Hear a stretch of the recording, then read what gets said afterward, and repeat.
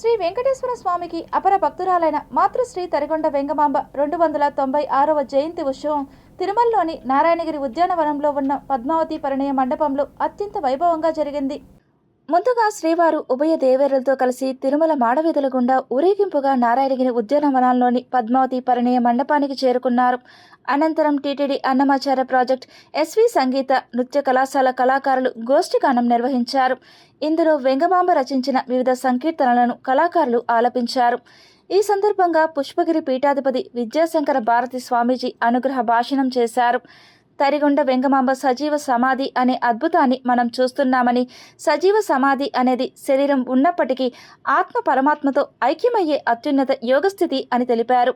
మరణం, చీకటి వంటి భయాలను భగవన్నామ స్మరణతో అధిగమించవచ్చని, ఓం నమో వెంకటేశాయ అనే అష్టాక్షరి మంత్రమే మోక్షానికి మార్గమని పేర్కొన్నారు.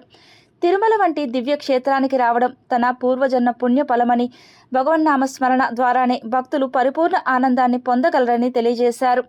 ఈ కార్యక్రమంలో శ్రీవారి ఆలయ deputy EO Lokanatham, estate officer Suvarnamma, ఇతర అధికారులు, విశేష సంఖ్యలో భక్తులు పాల్గొన్నారు.